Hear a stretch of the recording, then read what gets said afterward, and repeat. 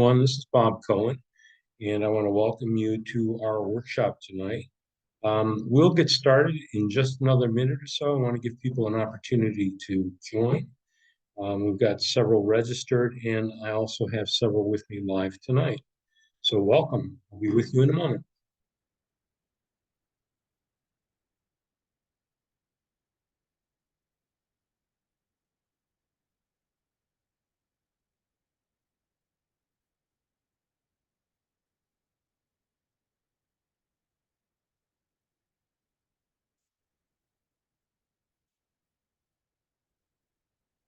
So tonight we're joining you from the Harvard Community Services Center, and they were so gracious to put this together.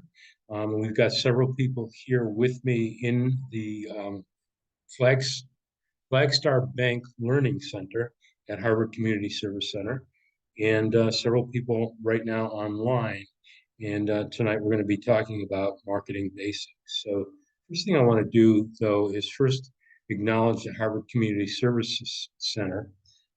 This is one of the CDCs in town that SCORE works with directly, but their mission is to work with improve the quality of life, social functioning, and the residents in the Lee, Harvard, Miles, and Seville areas.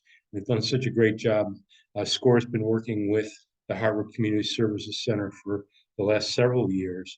Our vision is to endeavor to provide a place where the community can engage in positive leisure, cultural, and educational experiences that continue to uplift the community and our neighbors. It's a great neighborhood, great people, great services center, and SCORE is very pleased to be able to work together with them. So here's some of the staff people here. I'm not going to go through each and every one of them, but Director is Elaine Goldstein.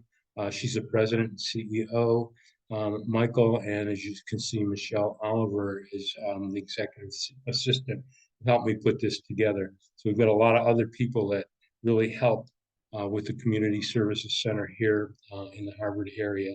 So without further ado, let's start and talk about SCORE. So we've got the largest network probably throughout the country of volunteer small business mentors. We've got about 240 chapters around the country. Of course, SCORE in Cleveland is one of them. And about probably 10,000 mentors throughout the country. So we've got a lot of great experience, a lot of people that we can rely on, not only here in Cleveland, but throughout the rest of the country. And it's very easy to get a mentor. Our primary responsibility is mentoring and education, doing workshops like the one we're doing tonight. And our mission is very simple, is to foster small, vibrant business communities through mentoring and education. And that's what we do directly here at the Harvard Community Services Center. And we want to make sure that every person's got the support that they need for their businesses to grow and thrive. You all know that small business drives probably the whole economy. At least 50% of the nation's economy right now is based on small business. So that's pretty important. Job creation and particularly wealth building. So, if you have a business going and your business is strong and moving, you've got wealth that you can hand down to the people that follow you, both in your families, certainly in the community as well.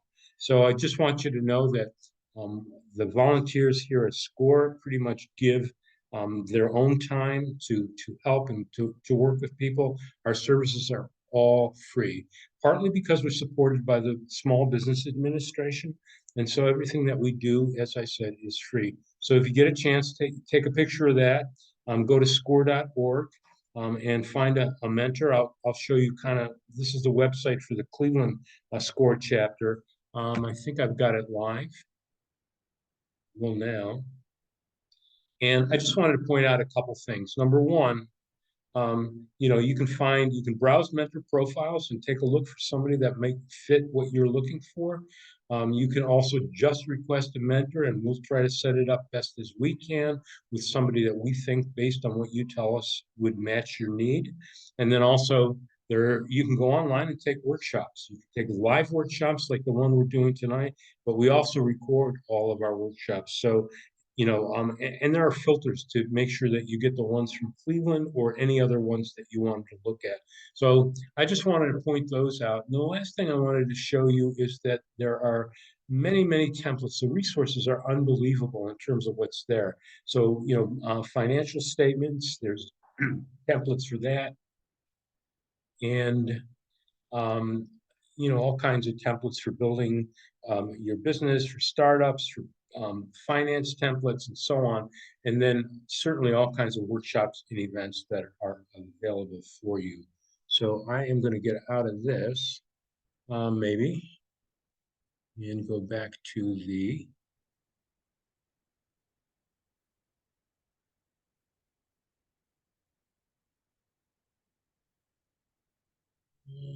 I think we're still online, are we not? Yes, we are. Let me just stop sharing for a moment and go back to the, there we go. So when you get a chance, get online, take a look at what's available now. Let's talk about marketing. So we're going to talk about marketing strategy, maybe how to put together a plan that is formulated for achieving your marketing objectives for your business. And think about the fact that, we've got a lot of people online, a lot of different businesses just here in the room with me alone. We've got, 6, 7, 8 different businesses. So what I talk about tonight should apply to most of your businesses, whether you're online, whether you're business to business, or business to consumer, or any part of the delivery chain for all of that information. The other thing I want you to know is that we're looking at a fairly high level um, overview. And we could spend weeks just talking about marketing. I'm going to do this in somewhere near an hour's time. So understand that what we're talking about is a high level and by no means fully comprehensive. So let's talk about why have a marketing plan. And while you're online, if you want to go ahead and just put in the chat what you think marketing plan is important. I've got people here in the room. Anita, what do you think is important about having a marketing plan? Brand out there in front of people. Get your brand out there in front of people. And Pearl, anything that you might want to add to why have a marketing plan? Exactly. Gives you a roadmap. Anything else in the room that you might want to bring up? And I'll show you what I've got on the slide as well. Shows your accountability to your clients. One other really important thing about having a marketing plan is it tells you how to target the clients or customers that you want to work with. So understanding your customer, basically what you just said, right? Reaching the right audience, pretty much what you both said in terms of getting your brand out there. Developing financial goals. When you put together a marketing plan and you are out there, whether you are, doing pay-per-click or you're buying ads on Google or any of those, there's money involved in that. And if, you need to think through your financial goals, not only the financial goals that you have from your own company, but financial goals and cost of what it's going to cost you to market to reach those people. Understanding your competitors. I can't express enough how important it is to know your competitors and know them well. And we'll talk a little bit about that when we get into a SWOT analysis. But understanding your competitors, being on their websites, going out there and shopping their products. Whether it's a service organization or a consumer organization, knowing their pricing, understanding who they're marketing to, understanding how they're marketing, and understand how their website works, and as important as anything, even their business model.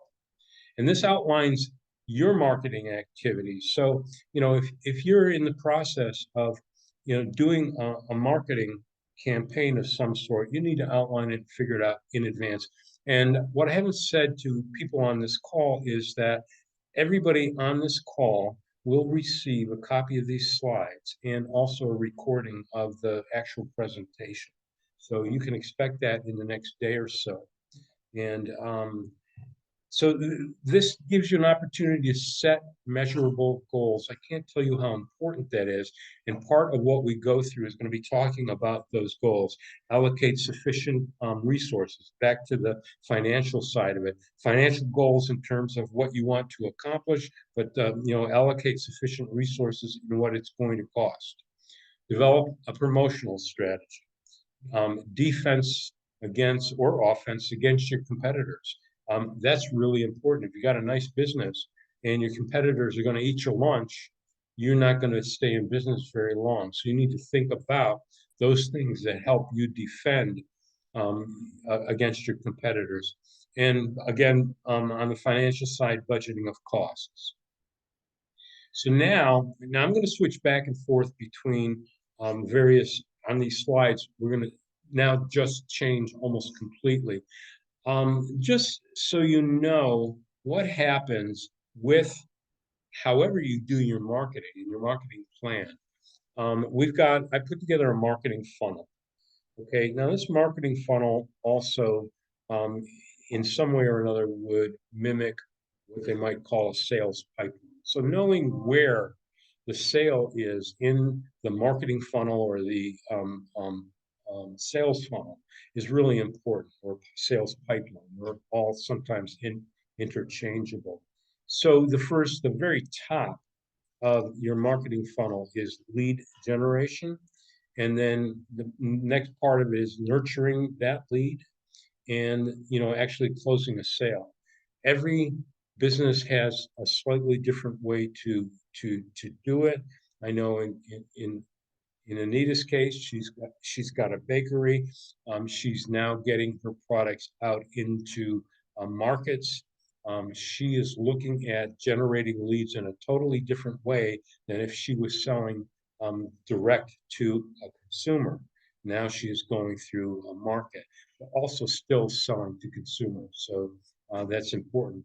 Once you get the awareness, through your marketing campaigns and your events and your trade shows and your blogs and the other campaigns that you might do or social media, then you need to get interest. And that's engaging and introducing to position your product or your service. There are many, many ways to do this. We'll talk about that in some of these other areas. And what's here on this slide, that bullet point says emails, targeted content, classes, newsletters, and more. There's many, many more things to do, and we'll get to those as we go through it. You know, once you start nurturing the lead, product information. So if you're a service business, it might be about your service. You in your marketing can do automatic electronic email campaigns. You can do give people case studies, free trials, all kinds of things that you can do in terms of nurturing that lead. So if you've got a facility and you're doing body sculpting, you might be able to bring people in, with a campaign, or you might be doing a blog about how body sculpting works. Things that would be of interest to a client. It's not even specifically selling it, it's the content side of it that makes people interested in some cases in what you're doing. So product demos, shopping carts, sales ads, all those things to nurture the stream of people that are interested in your product. But you got to get them into the funnel at the top, and then certainly getting to a point where you can actually get a purchase or a sale done. So hold that thought for a minute, and we're going to move on to how to actually develop a business plan. Okay, so when you think about doing that, also think of a funnel. At the very top of the funnels is strategizing. Okay, if you are in business and have been in business, take a look behind you. So take a look in your rearview mirror and see where you've been. See what works, what doesn't work. See what you can improve on, what new things you might be able to do. Do you have the number of clients or customers that you want? Do you need to improve that? But those are all things that in your strategy you want to do, but you want to start out with goals and goal setting. And I'll talk about that in one of the next couple of slides. The other thing I would recommend wherever possible is to actually document your plan. Okay, and I'll show you a couple things that you can use tool-wise to do that, or you can come up with the way you want to document your plan on your own. But there's some good business plan templates out there that you all can work with. Okay, and then implementing that strategy, getting to the point where you've got goals, and then you figured out what the strategies are. The implementation process is actually taking those goals, turning them into strategies, and turning those strategies into day-to-day tactics. Okay, a day-to-day tactic might be a social media post, a direct email campaign. Those are tactics that you would do that pay off the strategies that you've thought through to do that. And then, as important as any aspect of this is actually measuring your results.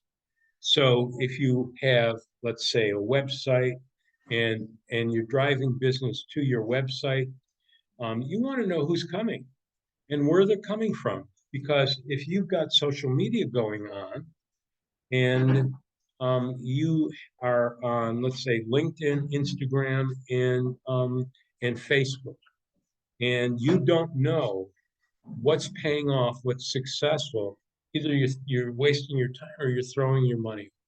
So measuring is going to be very important. Know where they came from, how much they're clicking on your website, how much social media is driving them to your website. Those types of things are very important, and they're all measurable. And that's a one nice thing that digital marketing has over traditional marketing. You could actually measure it.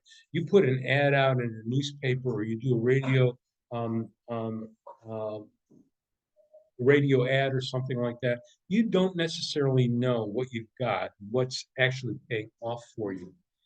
So for people that just joined us, just to let you know that all these slides will be available to you. And if you sign in on this sheet, or if you've already signed in on online, we've got your email addresses and so on, and we'll make sure that you get those within the next day or two, as well as a recording of the session.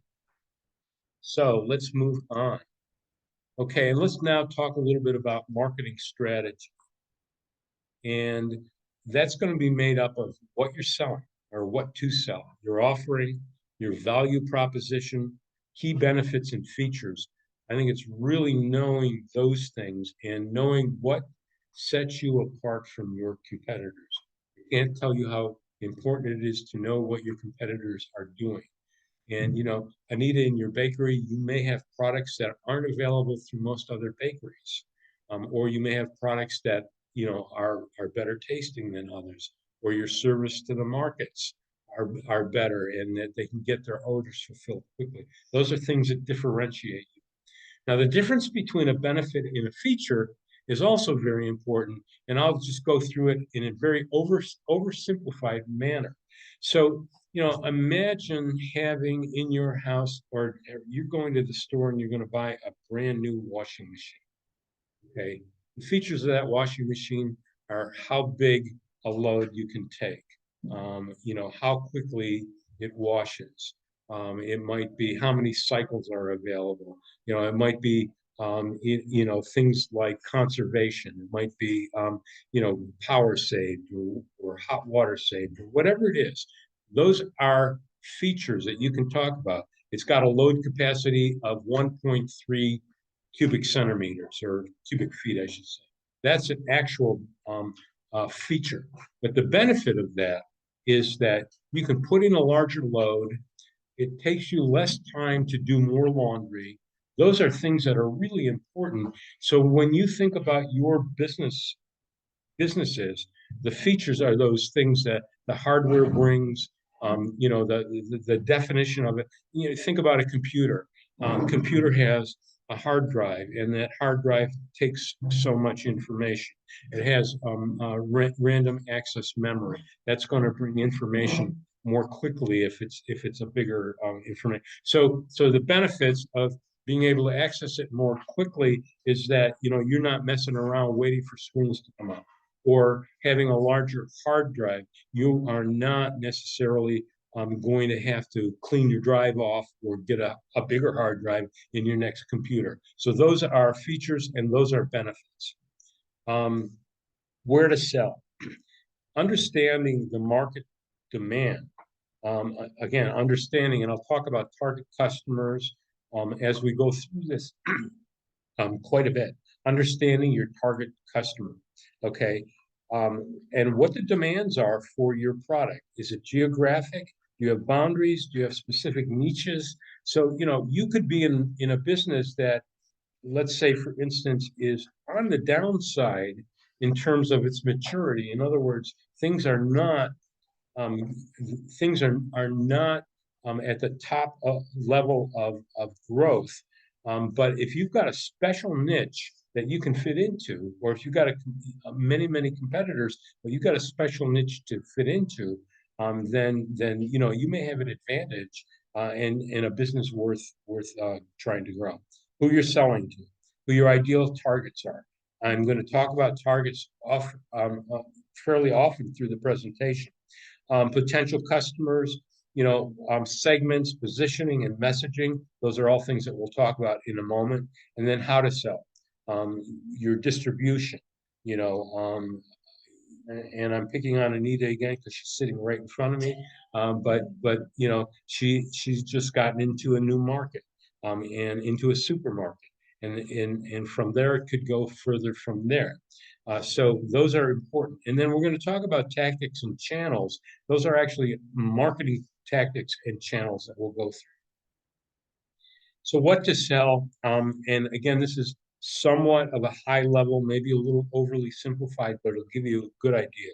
So have a clear direction and a definition of the things that you're offering, the products and services that you are delivering. Can you make a promise of value? Okay, because it's going to be important. Why would I come to you to either provide a service to me or to provide, an item to me? If I'm a consumer, why would I come to you versus your competition? So figure out what your value is, and then again, what sets you off from your competitors.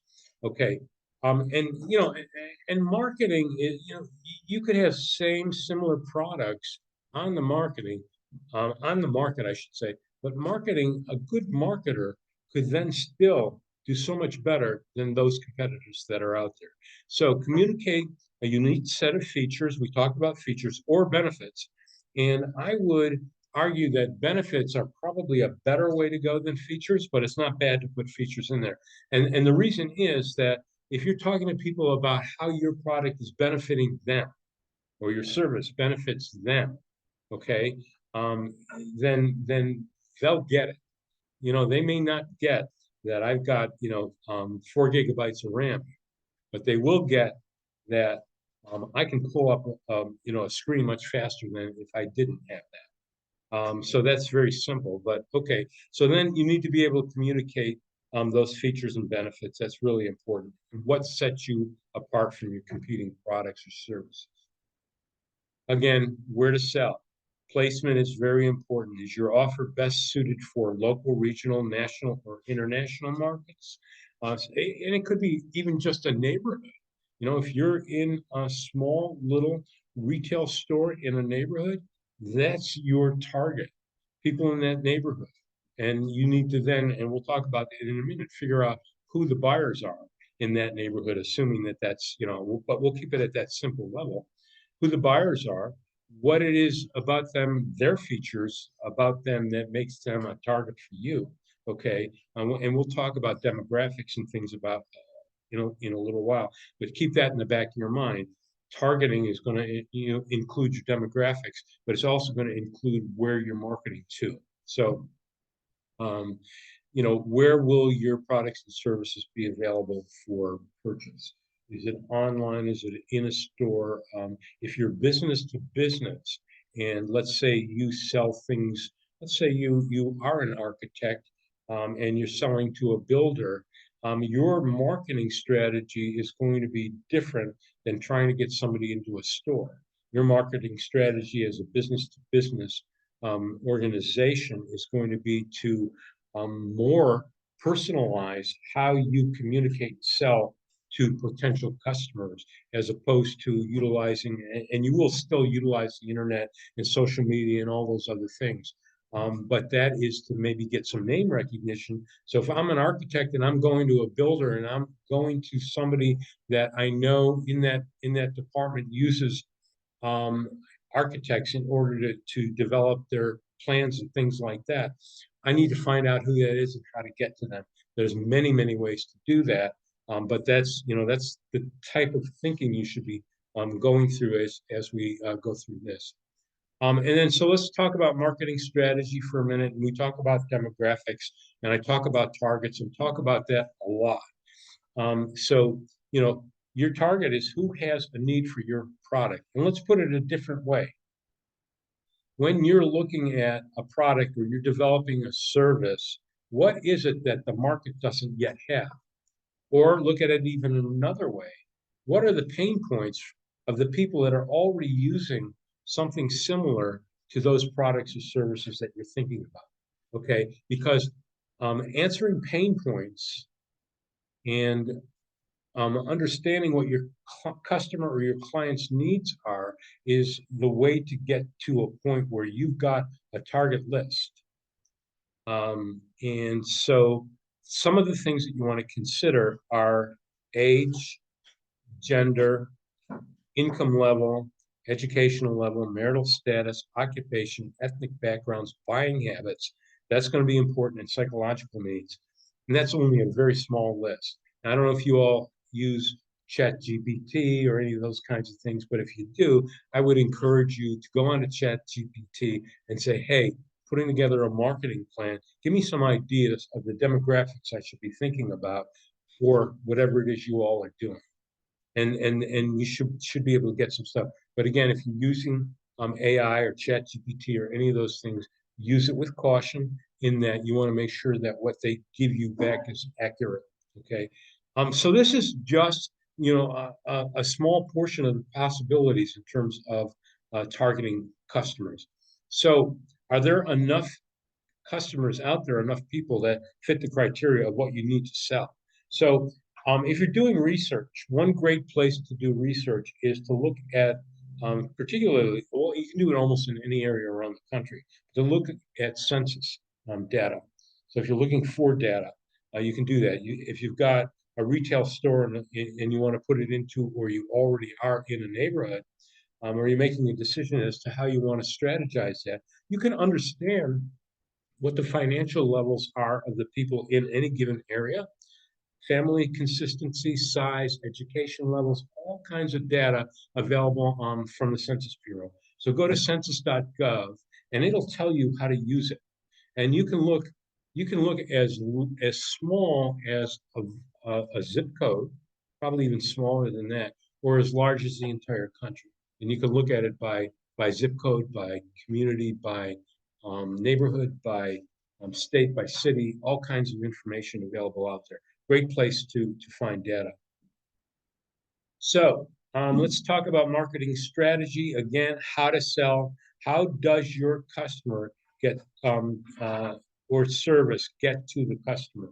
That's going to be really important. If the customer is coming to you, you got to figure out how to get the customer to you. And I'm pointing to you because I know you've got some retail going on as well as a service, but the service is really aimed at consumers. Yeah, good. Okay, so what's it going to cost you to get that product or service out there? How does it compare to your competition? Because as you go through what you do and how you do it, you still need to understand what your competitors are doing. And because you're pricing against competitors, if you are either overlooking something or you find that your competitor is much higher priced than you are, much lower priced than you are, you've got to figure out what that is that's causing that to happen. And so you want to understand how you are comparing to your competition. Now, you may not have competition in the area you work in, but if you don't, then I would recommend that you look at other geographic areas and shop your competitors. I used to work with hotels, and in those hotels, I provided audiovisual equipment and services to the customers of the hotel. So they'd come in doing a big production. We would do all the lighting, the staging, all that stuff. And so, and that stuff's pretty expensive if you've been to a big convention or any of those things. So I used to, and we had, 4 or 5 competitors that I could easily identify. I would call one of the competitors and I'd say, I'm the XYZ convention coordinator, and I'm getting ready to do a convention in your hotel. Tell me, if I send you a list of what I'm trying to do, how you would price it. And they're going to do it because they don't know necessarily who you are or what you want to be as honest and above board as you can. And I don't see that necessarily as being too shady. But I would definitely recommend utilizing strategy to get your competitors' pricing where you can, or just go in there and shop. So if you look at your competitors, and you need to understand how your profit margin might stack up as well. We talked about this a little bit. I'm not going to go into it in much detail, but incentives, you can utilize traditional marketing and you can utilize digital marketing. And we'll get into that when I show you some of the marketing channels. So what I wanted to show you is that there's a template, a couple different templates available that you can work on to work on your marketing plan.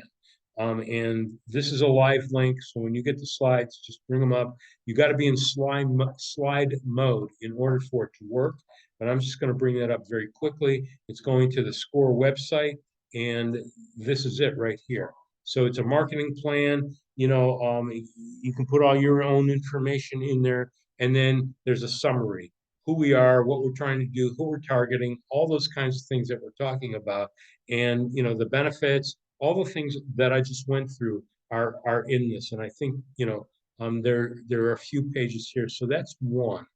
Let me see if I can get back to where I was.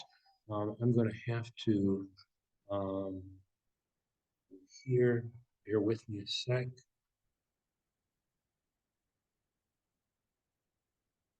And I'm back in, and then it went automatically. A quick start marketing plan. Okay, it's exactly what it sounds like. Okay, it's a nice way to build your marketing plan. It makes you think. Okay, and that link will take you here. You hit start, and you begin by discussing your target markets, and it'll walk you through it. The other thing I would encourage you to do is get a SCORE mentor. We're free. We will help you.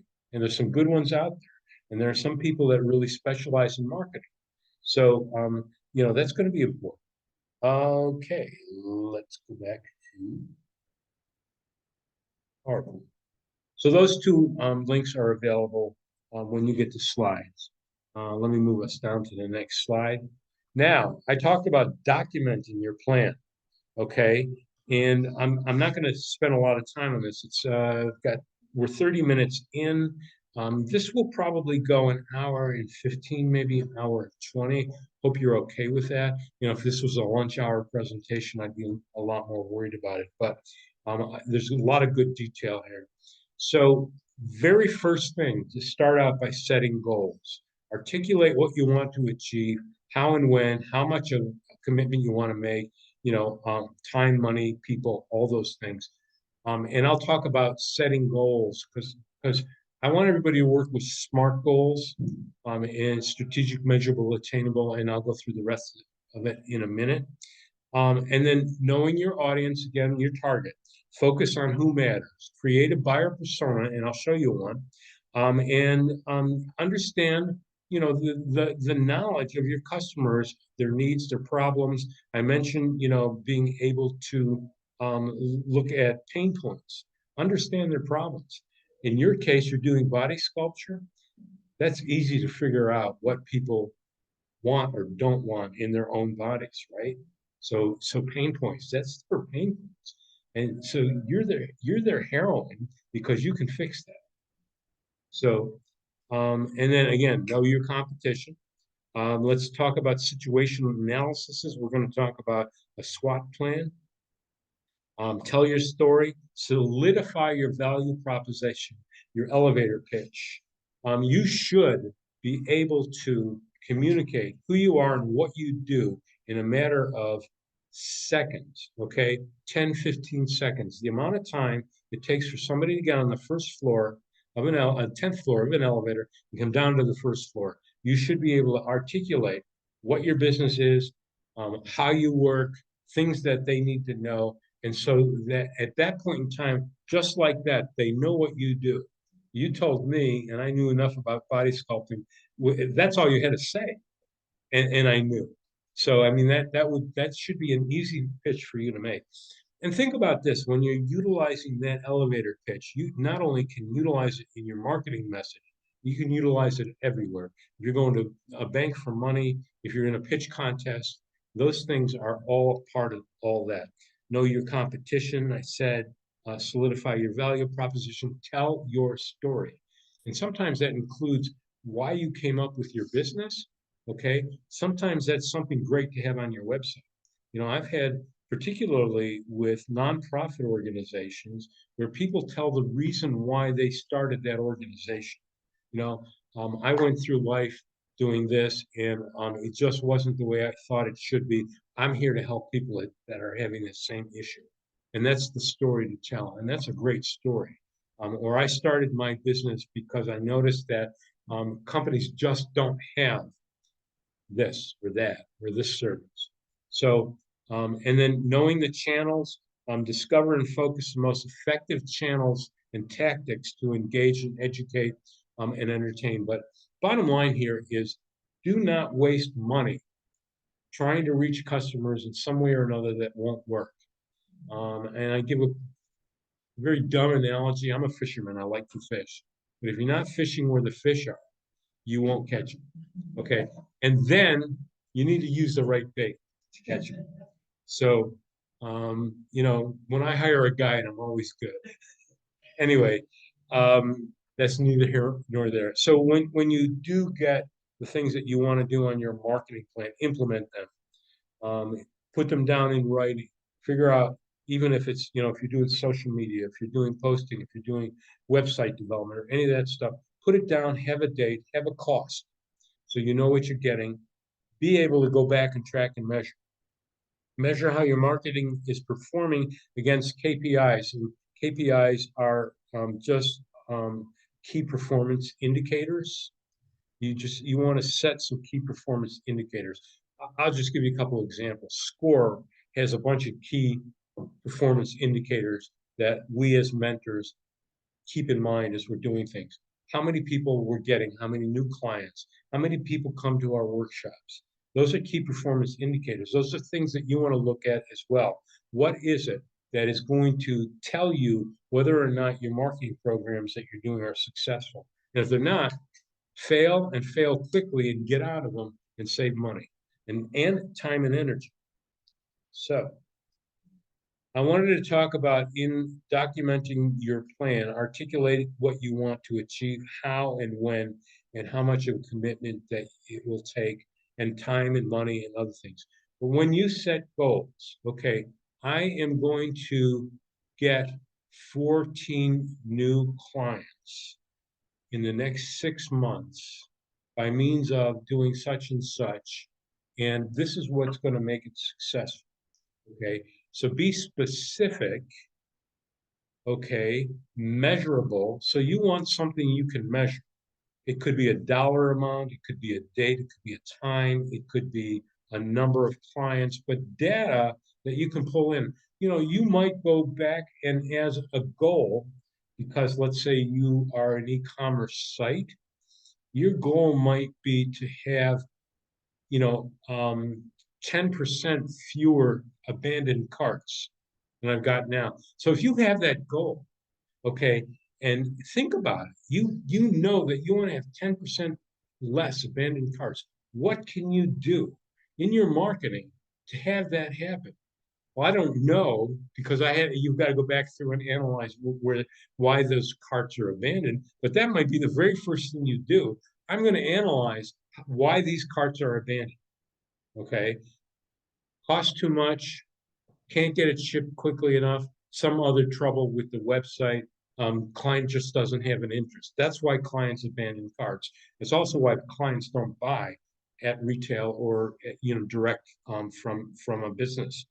No trust, can't afford it, no need, other things like that.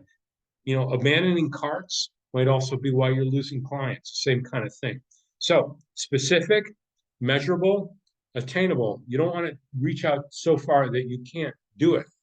So you want to make sure that it is, and relevant. If it's not relevant, if it's not what your business needs, it's not going to work. And time bound. So in other words, 6 months, 4 months, a year, 2 weeks, whatever it is, make sure you're doing that so you can go back and say, this is what I accomplished and when. And I think it's very important to have those kinds of goals. Now, let's switch gears for a little bit. Let's talk about target markets and, in particular, audiences. And I mentioned for you to create a buyer persona, and everybody's going to have something different based on what your businesses are. So focus on who matters. Okay. Understand your customer and their needs and their problems. Okay. Again, think about pain points and their buying behavior. Buying behavior is very important.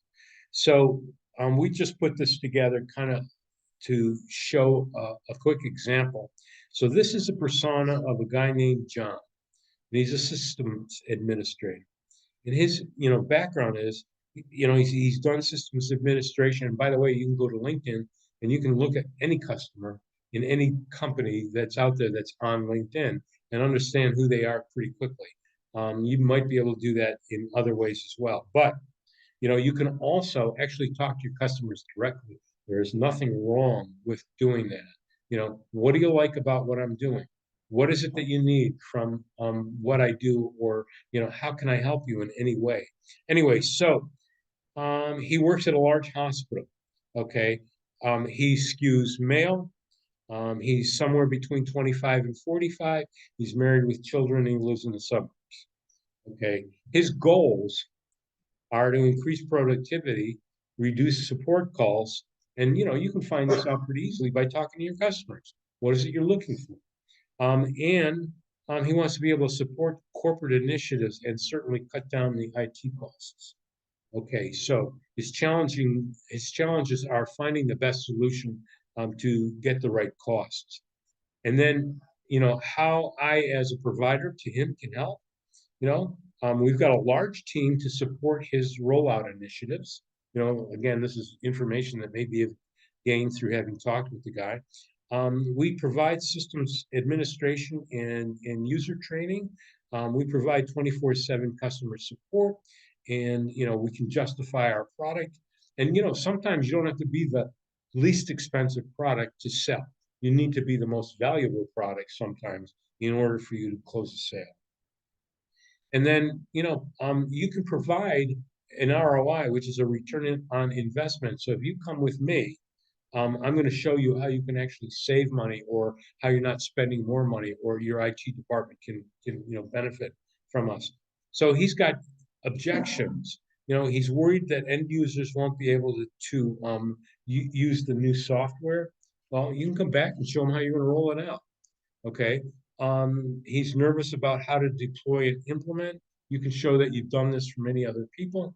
Okay. Now your businesses are all going to be different than John as a system administrator, or me as an IT provider, whatever. And his objection is too expensive. There's two ways you can go there. Okay. You can either justify the expense with value, or you can lower your price. I'd be careful on the lowering price side. Because once you get to that point, then you become commoditized. And if you can prove your value, that's a much better way to go. So now we're going to switch gears again, and we're still talking about understanding and knowing your competition, but now we're going to talk about developing a situational analysis that you know your competitors and how you measure up against them. So we're talking about strengths, weaknesses, opportunities, and threats. There is a link here to an actual format that's on the next slide that I'll show you that you can utilize. So why would I want to know what my competition's strengths are. Anybody in the room?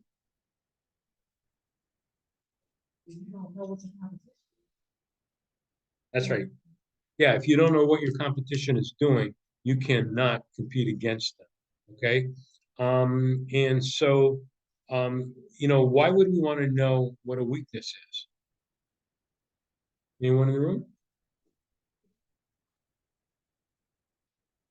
You got it. So a weakness in your competitor is potentially an opportunity for you and another place to grow your strength. So opportunities, you want to look at their opportunities because that might show a weakness in your company. Okay. It might show something that's going on in your industry that you're not even aware of, and you want to catch up quickly. You want to get in there. So it's not bad to do this. And then threats. So there's a lot of different threats. There's competitive threats. There's governmental threats. Right now, I wouldn't want to be, a nonprofit organization that depends on the government for funding. That's a threat. That's a huge threat. And think about COVID. What a threat that was, and nobody expected that, right? Yeah. So that's something you need to think about. So when you click on that link, you're going to get that. So what you're looking at is a chart. You can change it however you want. I would say look at 3 competitors minimum and do one of these for yourself as well. So products and service offerings, brand and marketing, staffing, HR, finance, operational management, marketing. There are many, many other things that you could look at. You could look at a competitor's business model. So if you know that they're working on a their compensate their business model, they work on commissions with their clients or something like that. That's part of their business model. You need to kind of figure that out. You want to see where you fit against that. So, can any of your strengths help with improving your weaknesses, combating your threats? Describe those. If, based on the information above, what are your immediate goals and next steps that'll help you formulate your goals? And look in the rearview mirror. Look at where you've been with revenue. Look at where your competitors are with their revenue. Look at how you're competing with them. So there are many, many things to do, many ways to do it. You can go online and say, hey, I'm putting together a SWOT analysis. What areas should I think about for strengths, weaknesses, opportunities, and threats? I'm in this type of business, and you should get some pretty decent results back. So now let's talk about shifting gears again, channels and tactics. So once you start thinking about who you're marketing to, now you got to think about where you're going to find them. Okay, that's going to be really important. And understanding your customers' buying habits and social media habits, um, all the things that we talked about with that profile, that customer profile we did, understanding those things is going to give you insight into where and how you should market. So you can see I've got 4 circles up there: shared, paid, owned, and earned. And so I'm just going to bring those up one at a time and quickly talk about them. So paid, that comes out of your pocket. That's digital advertising, print advertising, direct mail. Also, even if you're doing digital mail and things like that, that all costs money. You need to think about that. Broadcast media, trade shows. I can't tell you how important trade shows can be for certain industries. Either for you to learn about that industry or for you to take your products to that industry or to see what your competitors in that industry do. So those are important areas. This is again an overview, perhaps maybe overly simplified, but it'll give you an idea of where I'm going. Content marketing, okay, is owned marketing. That's content that you can put together. It's your website. It's email marketing, even though that costs to do. But once you've got an email marketing tool, the costs stay the same.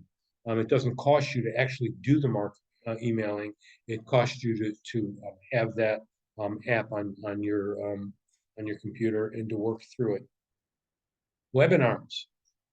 Just to give you an example, this is a webinar we're sitting in. You people are online, some people are in the room, and the top of our sales pipeline at Score, or that marketing funnel I showed you, is filled by people that come to our workshops and our webinars. So that's not a bad way to go. And it's content that you can control and content that you own. And depending how you do it, it could cost you nothing to do it. It's costing me nothing because I've got a great relationship with the Harvard Community Service Center, and they want the people that utilize the service center to have this information. So, um, so publicity is primarily, so earned media is publicity that you put together. And I can tell you that there are a lot of small newsletters and things like that that are interested in content that you could provide them for free that would publish a story about you or your business, or what you do and how it affects your clients or your neighborhood or any of those kinds of things. You know, if you've got something special, somebody like Kicking It with Kenny, but there's all kinds of ways that you can plan those things out as part of your marketing strategy. And that's your earned media. I think I put too many arrows in. Hey, I was tired when I did this. Social media is owned. Okay, so you own your Facebook account, your social media account, your Twitter, LinkedIn, YouTube, Instagram, all of those. That's all stuff that you own. And you can see that if you're marketing correctly, they all overlap one another. It's pretty important to know that. And then partnerships, shared tactics. You might work with, depending on what you're doing, you might work with a nonprofit as a partner for helping you with your business, and you're helping them with doing something as well. Um, you know, so tie-ins, sponsorships, co-branding, those are all kinds of things that could work. And the last part, no, I did the right amount of arrows. Part of your earned media, I guess, is influencers and engagement, people that can help you out. Loyal customers that turn to advocates that can help you out. It's always nice on your website to have, some sort of customer satisfaction, somebody talking about that, or if you're doing post social, actually having a video of somebody saying how great you are or how good your business did to help them. Those are all things that are, basically influencer engagement. And, getting referrals, depending on what your business is, you might get a referral from, other beauty organizations that might send people to you for body sculpting. So, think through those types of things. Now, again, everybody's business is different, but a lot of these tactics are similar. So we're going to talk about um, digital marketing channels. Digital marketing channels enable you to connect and engage with your audiences efficiently and effectively. That's something to think about. Okay, it's not to say that you need to go out to every social media app that's out there and do stuff and post on a regular basis. You got to do it with a strategy in mind as to how you're going to do that. You need to know who's following you. You need to get people to come both to your website and to your social media. And there are a lot of ways to do that. So it's a really good benefit to know that digital marketing is trackable. When you look at digital marketing against traditional marketing is much more difficult to track. Not to say you can't. If you do a sale and you're advertising that sale, you'll know if your revenue goes up that sale helped. Okay. But you can also expand your reach with digital marketing. So, you could be somebody that's working out of your house or a small office somewhere, but talk to the world. And so that's, it's important. It helps you drive traffic and engagement and generate leads and help improve your return on investment in your marketing. But you can't do them without having a strategy in your mind as to how you want to do it, how people are going to get to you, how to get people to follow you. Something as simple as on your website, have a place to go to get more information. Give me your email address. They go on your email marketing list, and anytime you're doing email marketing, they've already told you that they're interested. Something like that. That's how you drive traffic. And work with your score mentor, or if you've got other people, or if you're doing it yourself, figure out the best way to drive traffic, because just doing social media is not necessarily going to do it. Yes, sir.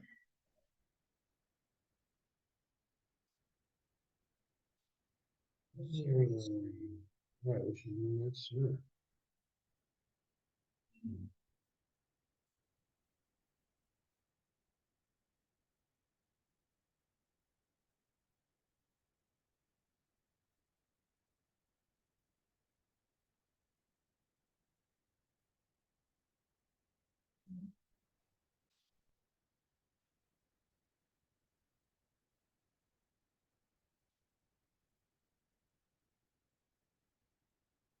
Mm.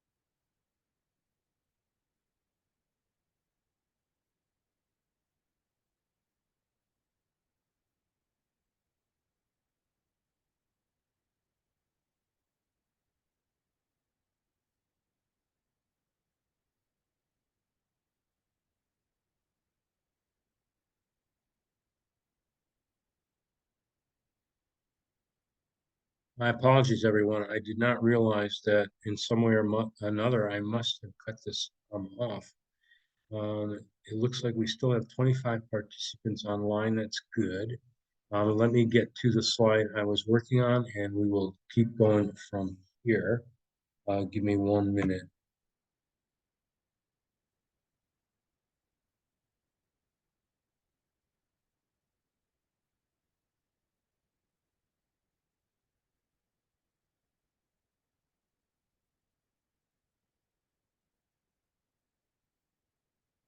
By the way, everybody will get a copy of the slides and the presentation. My apologies in advance.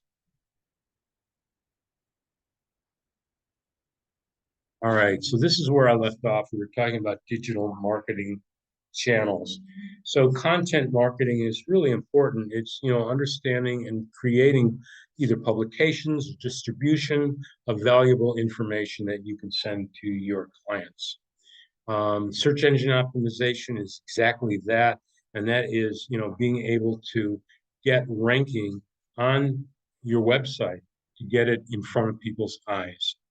Email marketing, I talked about a lot, is one of the easiest ways to connect. Everybody's got a phone and everybody does email. So email marketing is a great way to connect. And you know, it's cheaper than almost any other way to do it, actually. And the ROI is quite high. The return on investment for what you do is quite good. Social media marketing, I talked about that. Building brand awareness is very important. Video marketing, about 86% today, people use video marketing. And also, people start out looking for products and services utilizing the internet. So, being able to do that. Video marketing is really important. Pay-per-click, um, you know, um, is one way. You want to make sure that you're getting your return on investment. Pay-per-click is actually a fairly inexpensive way to advertise, and it gives you an opportunity to target your audience a little bit. Affiliate marketing, that's paying third parties bloggers and publishers and entrepreneurs and things like that. If you're just starting out in business, I wouldn't recommend that per se to, at this point in time. If you're bootstrapping your business, it's a little bit difficult to start paying those things out. I talked about influencing before, so I'm not going to go into that in much detail. And then I talked about partnership marketing as well, working together to create mutually beneficial marketing and marketing campaigns. And then referrals. Here's some ways, mobile marketing is very important. Um, Looking at internet users and understanding how they, you know, data, having data available to know where and when to advertise. So there's a couple links right here to a StatCounter, Statista, and Hootsuite. And those are organizations where you can actually get data on your customers and their buying habits and things like that. So I just wanted to show you a marketing template very quickly. This is a template that you can use. If you click on it, you should be able to open it up and utilize it. It basically has everything listed that you ever want to consider doing. And you need to then start looking at it. And you can plan it out month over month, start putting financial information in as well. So now let me go back.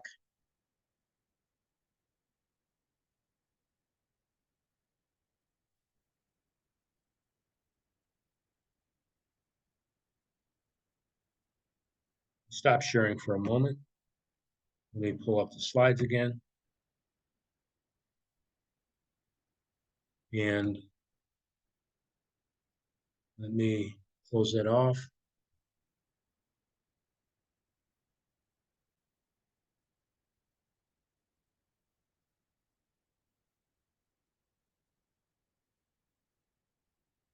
And let me share.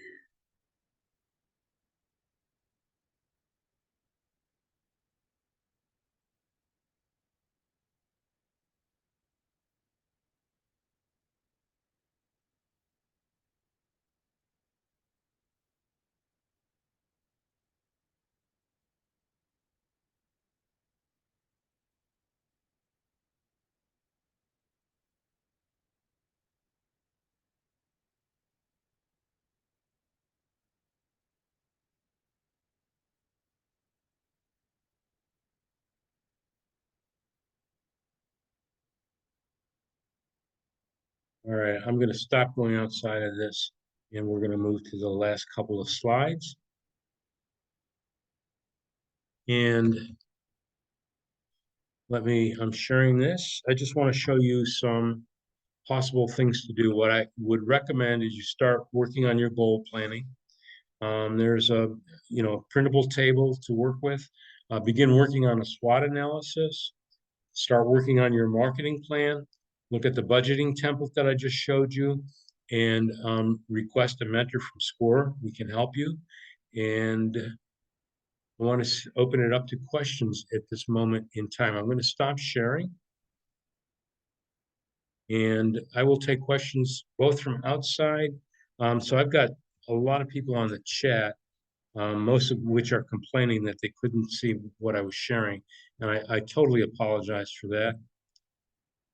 Am I sharing my screen now? Are you seeing it?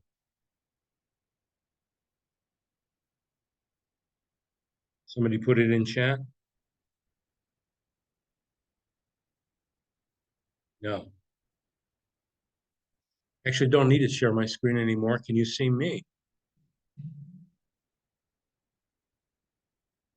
All right. Thank you. Thank you. Thanks, Greg. This will go down in history.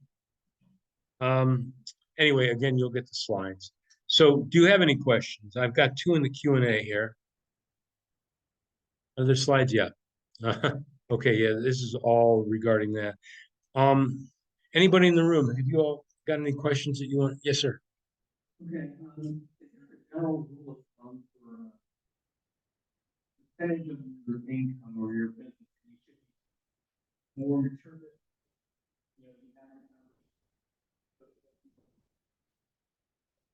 and you're trying to bite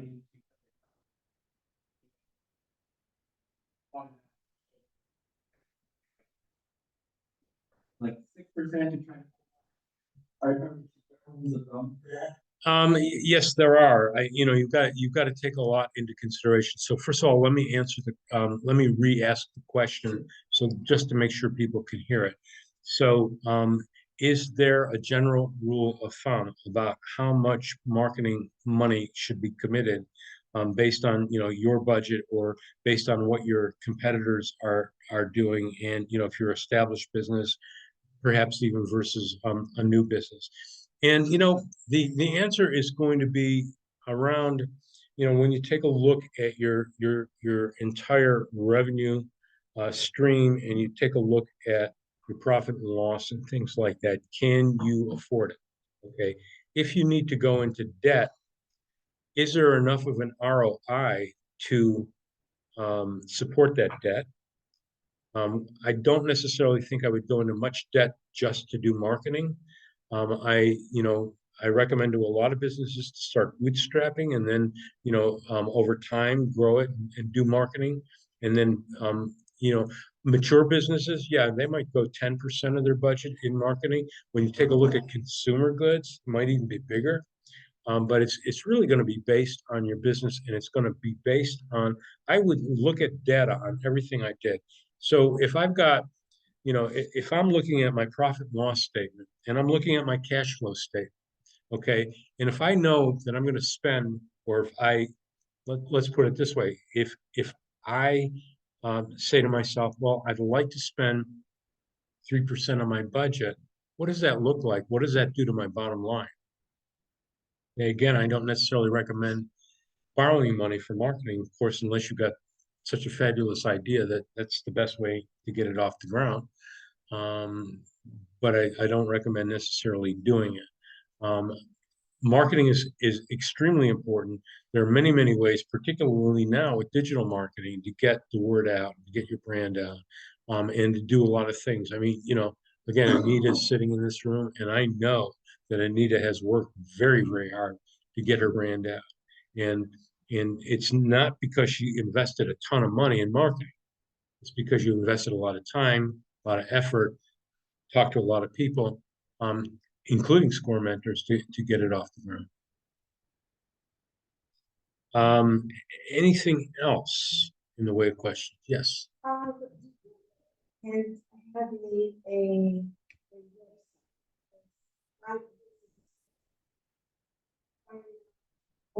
without using like dollars. So I don't see you spending that kind of money. Yeah, without knowing your business, I don't necessarily know what to tell you. So the question was, do we need to have a website? And I would say, there are things you can do easily and for nothing. You can get a Google business listing, okay, and it's free. And you just go to Google Business, and it'll tell you how to do it. It'll walk you right through it. Google Business. So you want a Google Business listing. So that means then if somebody is typing in, so there's two ways to find you. Well, you got to have a website if you want to pay it off. There's two ways to find you, either on an organic search. I'm looking for, you told me you do travel. Okay, I'm looking for a travel agency in this area, or close to me, or who specializes in. Okay, that's an organic search. Those companies that have the highest SEO, search engine optimization, it's a whole nother science, get listed on top. Also, people that pay for the listing get listed on top. So when you see sponsored by, Yeah. those are people that are paying to be on there, and they're paying for that position on there.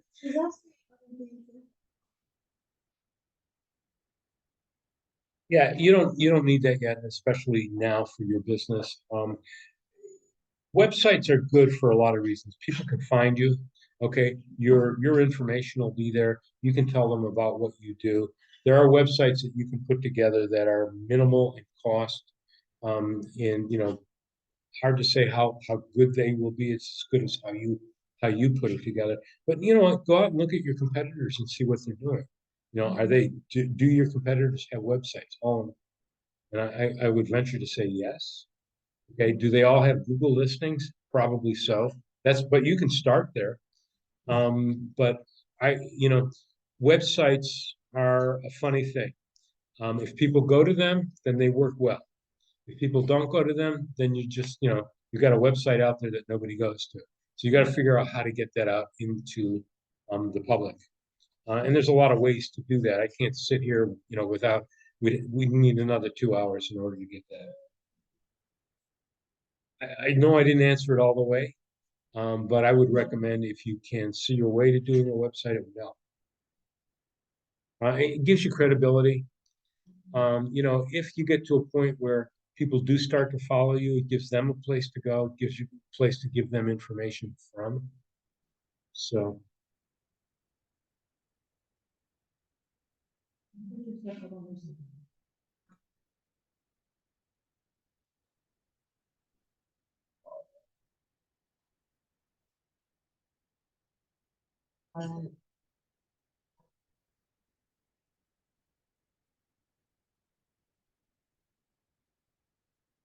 yeah. I have a question here. Can you repeat the same exact content on all media, LinkedIn, Facebook, Snapchat, postcards, etc., emails, and so on? You know, I would look at how you're driving your message, and each one of these areas has um, different audience and produces different results. So, give you an example. You know, if you're a professional organization, LinkedIn might be the place where you're doing most of your posting. Okay, if you are a nonprofit, there may be one or two that you're doing. The overarching message of who you are and what your business does should be very, very closely related, if not exactly the same, for most of what you do. The way in which you do your messaging or what content you put out there could be a little bit different for each one. So, Facebook, and think about who uses Facebook and why you would use Facebook to reach them. Okay, without going into any depth in the Facebook demographics, and you can find all this stuff out online, you know that probably more older people might do it. So, you know, somebody in 45, 50 years older and up might utilize Facebook. The younger people that were utilizing it several years ago no longer do. They are on, you know, Instagram and other things, X and so on and so forth. So you need to think about the demographics and are you reaching the right people and utilize your message around that. But the overarching message of what you do and what your company has and does is going to be similar, if not the same, wherever you are out in public. So that could be both on social media as well as other things. And you know, think about um, you know, the people that utilize the various aspects, and each one of the social media has a different way of getting to a client. And where you want to look, you don't want to spend all your time trying to figure out what works. Look at, if you're driving people to your website, look at your website analytics and see if they're coming in because they were on LinkedIn and they clicked in, or if they were on Facebook and they clicked to your website. So, um, so um, somebody says DIY websites are cheap. They are not expensive. They're inexpensive, but you got to be careful on what you design and how you design it. I would definitely look at other websites in your competitive set and see what they're doing. And you can pretty much replicate most of what you do on a DIY website. And by that, you know, Wix, GoDaddy, there's a bunch of them that are out there that are mostly drag and drop. So, but again, look at what your competitors are doing. Um, I'm having a hard time finding a reputable person to do a website. Do you have any recommendations? Maybe we could take that offline. There are companies out there that do that. We probably have some listed that we can give you. Feel free to call me or send me a text or an email, and I'll try and follow up. But you're right. They're difficult to find.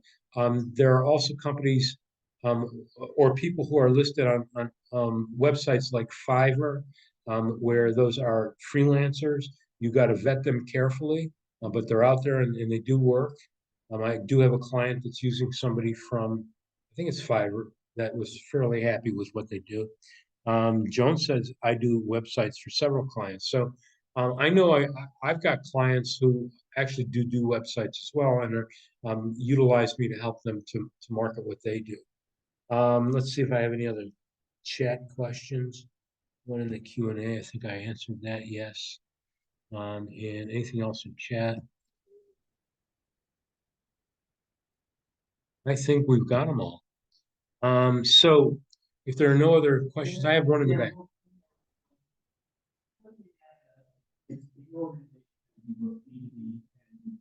Hmm? Kind of like what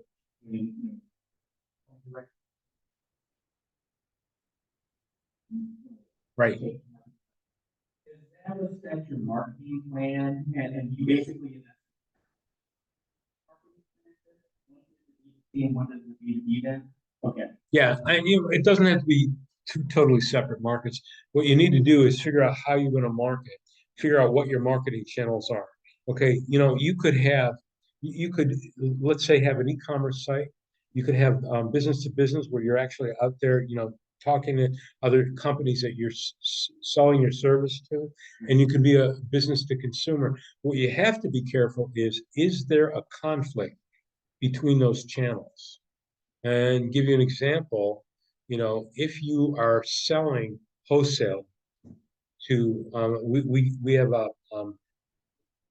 we do a thing called Simple Steps for Starting Your Business, and it is um, it's based on a real life case study of a company that is a woman's a horticulturist, and the majority of her customers come through local nurseries. There's about 200 local nurseries that she sells to. She's also selling online, and she's also got a sales rep that goes to places and sells on her behalf. And she also was planning to sell directly to a consumer that wanted to utilize her plants because they're different than what you can buy in most nurseries. The conflict was that she knew that if she were to sell to the consumers directly, that her wholesale customers would cut her off at the knees. And that's a conflict. So you got to watch that. Yeah, I think that's why I'm looking at, I also do want to get into selling. Mhm. The easiest Right. Right. basically